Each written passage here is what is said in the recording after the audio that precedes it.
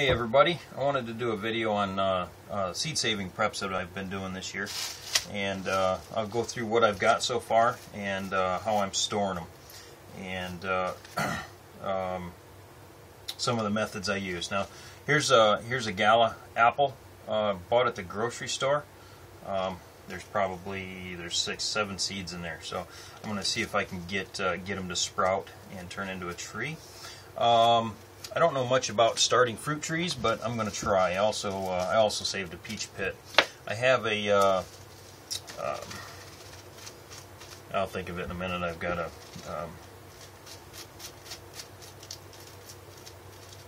a seed started in the house as well.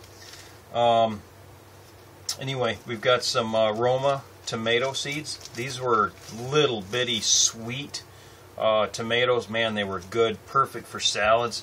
They were kind of grape or egg shaped, not egg shaped, but oblong shaped, oval. And got these from KV USMC, and I used the traditional fermenting method to process those, and then I laid them out in a pie dish, with a coffee filter, and set it on top of the refrigerator all the way to the back, so the heat could help dry them out quicker. And they were back there for between 2 and 4 days. That's how I pretty much dried all these seeds, is on a plate or a pie tin with a coffee filter sitting on the top of the refrigerator. Plenty of air exchange with the convection current going on back there.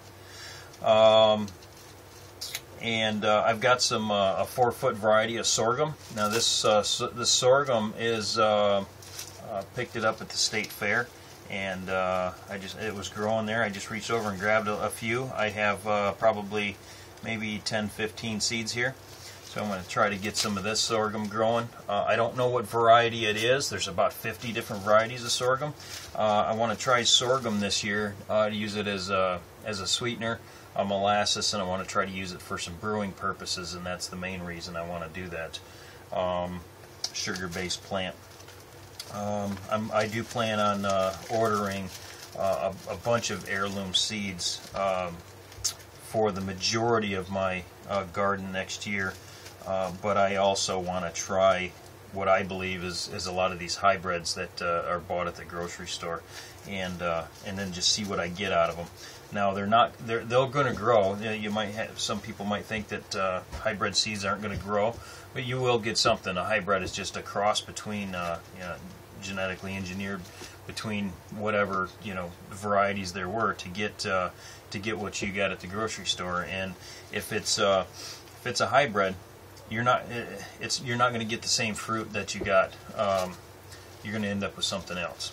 You might end up with a couple different varieties, but that's the fun about it, and I'm going to try that. Now, again, these are not going to be my primary garden. I'm going to have a section set off to the side for all these experimental varieties and keep going. But anyway, this bell pepper and these bell peppers, this was picked up from my neighbor. These were picked up from KV USMC. You can go check out his channel.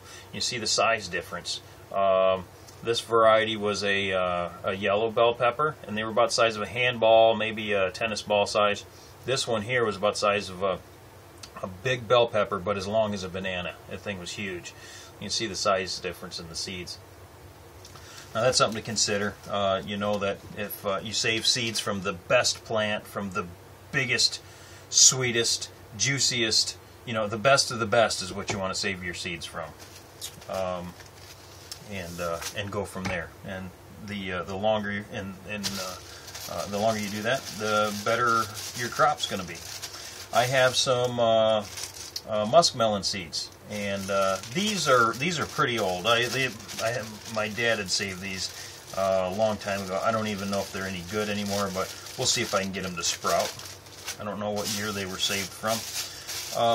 Cherry pits. Let's see if I can get these are black cherries, black cherry trees. Let's see what else. Some large big boy type tomatoes. These are from Walmart, maybe Kroger's. I'm not sure where they were bought, where it was bought, but this is one tomato. and again, I use the fermenting method to get the embryonic sac or the placenta sac off the seed, that gooey sac off there, and that method works for also cucumbers, which I have cucumber seeds fermenting right now. It takes about 3 or 4 days, maybe 2 days depending, but between 2 and 4 days to ferment the seeds, and then you can dry them out after that, and so there's that.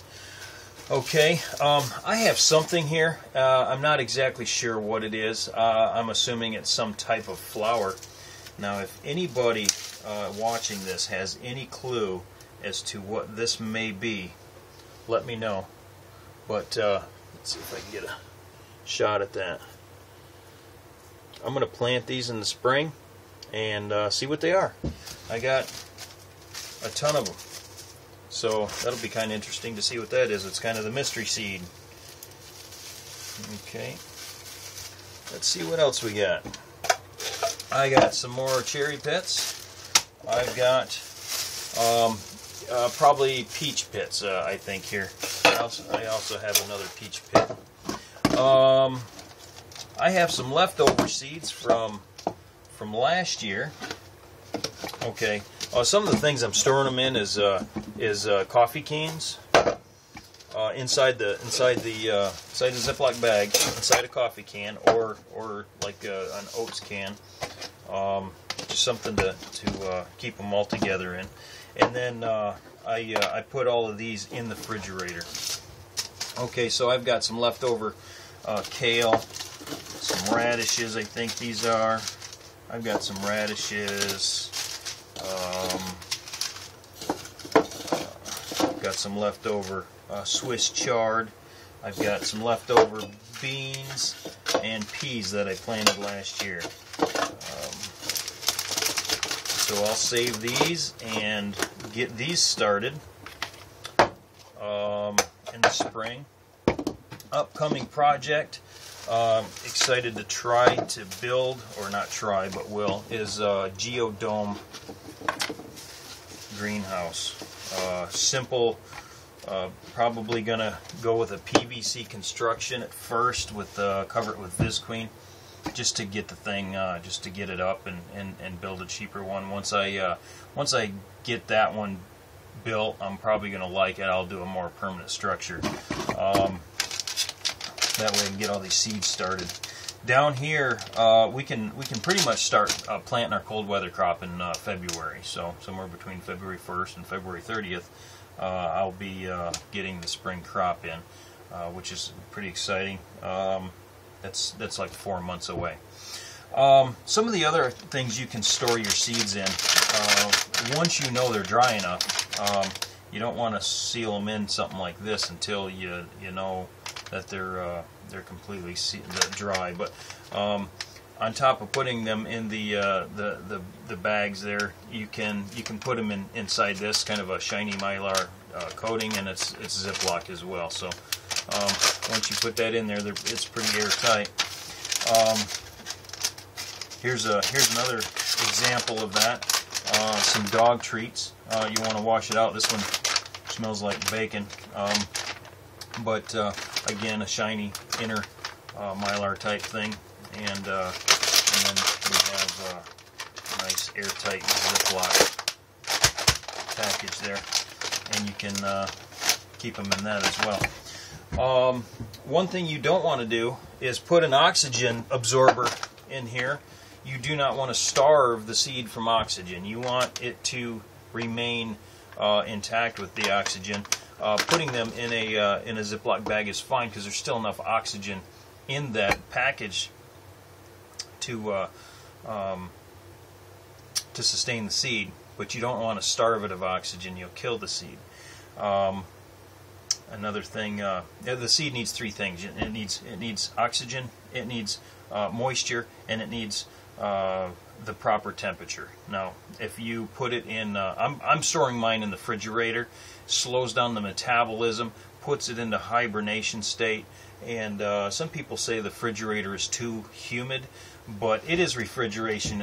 I have a refrigerator out here in the shed, and it very rarely gets open. Now, the refrigerator in your house gets open and closed and open and closed, so every time you open that, a gob of moisture goes in there and starts all over again. But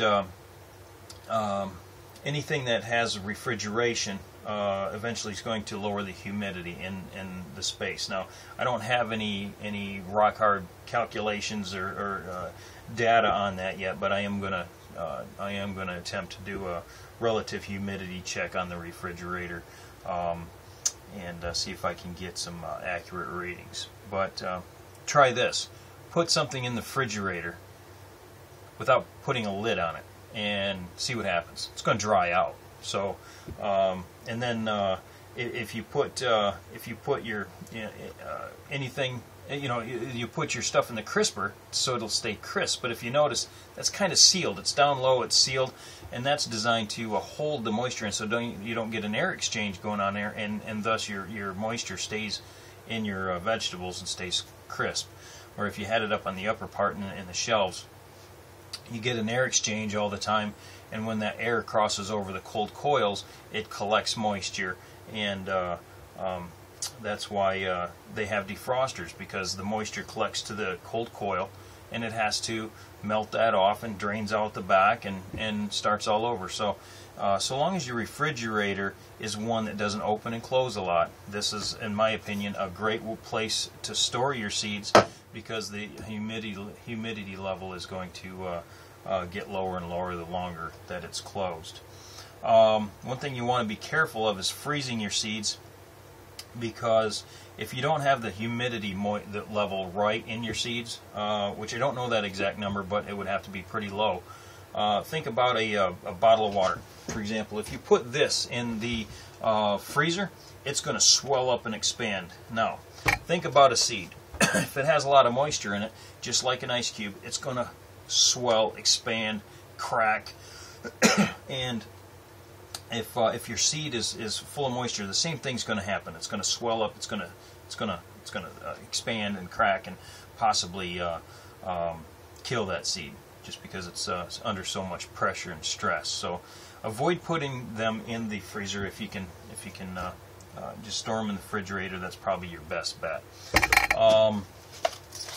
And one last thing that I do is anything that I buy, I keep the packages just so that I know what I planted, and kind of helps me keep track of from year to year what I planted. So this year will be my first year doing some hybrids, or not hybrid, but some heirloom seeds, and we're going to I'm going to get a wide variety and keep it going here in the backyard. And anyway, so I hope this helped somebody out there figure out how to store your seeds and what to do with them.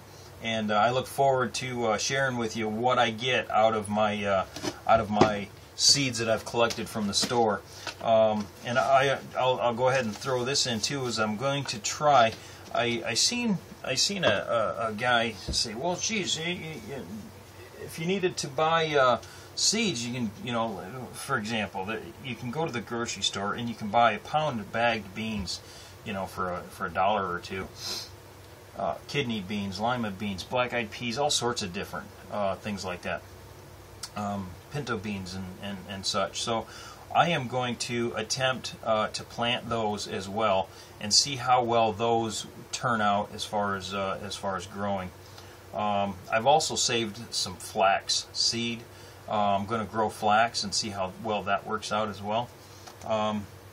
Just trying to get everything back to a sustainable state with everything that I'm growing, and stay true with the a sustainable message that I'm trying to put out. So, well, that's about it. Anything else, I'll just be blabbling on or repeating myself. So hope you guys have a good day, and we'll see you guys on the next video. Thanks a lot.